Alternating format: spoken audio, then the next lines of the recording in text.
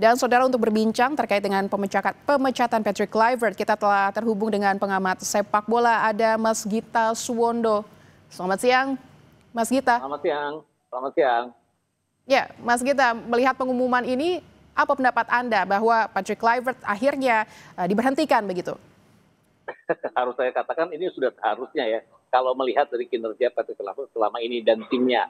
Oke, kita lolos ke putaran ketiga dia dengan tambahan 6 poin dari dia.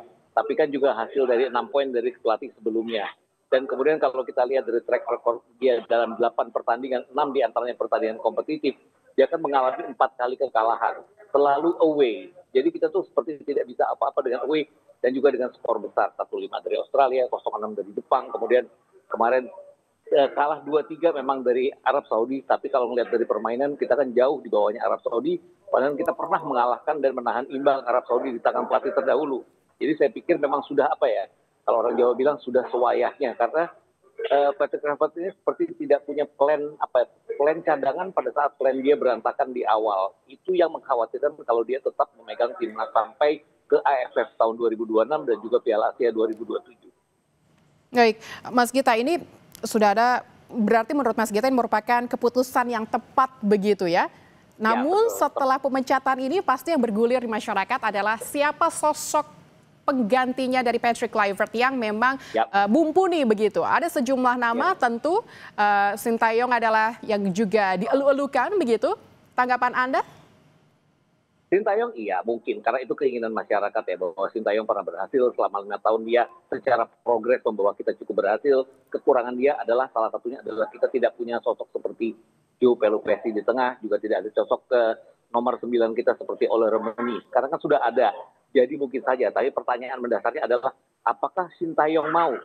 Apakah ketua umum juga mau dengan segala macam drama yang terjadi pada saat Sintayong dipecat, bahwa ada semacam ketidakinginan dari pihak federasi untuk tetap mempertahankan Sintayong.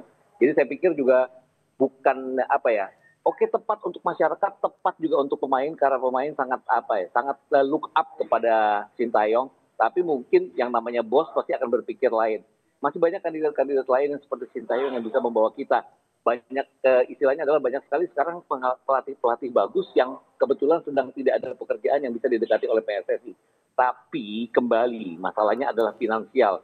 Ada kompensasi yang harus dibayarkan kepada Sintayong dulu, kemudian kepada timnya Patrick Kluivert sekarang, dan sambil berpikir pelatih yang pasti akan mahal juga kalau kita mengambil dari luar. Itu saja mungkin yang harus dipikirkan. Mas Gita, nama Sintayong ini masih menyisakan kenangan bagi supporter timnas tentunya. Pelatih asal Korsel ini pernah menangani skuad Garuda dari tahun 2020 hingga 2025 hingga akhirnya diganti oleh Patrick Kluivert. Jika tadi pertanyaan Anda apakah mau begitu Sintayong untuk menerima tawaran ini kembali gitu, misalnya mungkin PSSI mempertimbangkan kembali nama Sintayong, menurut Anda seperti apa? Apakah ini menjadi tawaran yang menarik untuk Sintayong kembali di posisinya yang sudah mendapatkan hati tersendiri untuk pendukung timnas Indonesia? Ya, saya pikir itu akan merupakan pilihan tepat ya. Dia sudah tahu tim seperti apa. Kalau dulu kan dia selalu bilang, saya ini tidak punya striker yang mumpuni. Sekarang kan dia sudah punya, ada Ole Romani yang nantinya pasti akan sembuh, kembali fit seperti sedia kala. Dia juga punya Joe Pelupessy yang bisa menemani Tom Haye di tengah, yang dulu dia tidak punya gelandang bertahan dengan tipe yang sangat bertahan seperti Joe Pelupessy itu. Jadi saya pikir juga ya kesempatannya ada. Tapi balik itu tadi pertanyaan saya, mau nggak sih orang yang sudah seperti talak 3 balik kembali? Itu saya nggak terlalu yakin. Menurut Anda tidak mau begitu? Sama dua-duanya saling tidak mau mungkin ya. Tapi kalau mau, ini adalah yang paling ideal. Kenapa? Karena dia dianggap bapak oleh para pemain. Para pemain itu sangat hormat kepada dia. Terlepas apapun, mungkin haternya dia yang di sini yang pasti akan mengembangkan keinginan-keinginan untuk tidak menerima dia kembali. Tapi apalah itu artinya kalau federasi sendiri menerima dia, itu kan seperti itu. Sebelum dia seperti dalam tanda kutip bermusuhan dengan federasi, kan hater-haternya juga banyak yang menyerang dia, tapi kan tidak bergeming federasi. Kemudian waktu dia dianggap mendekati kegagalan sehingga kita ingin mencari pelatih baru yang bisa meloloskan kita, kan dia jadi seperti diburuk-burukan oleh federasi juga.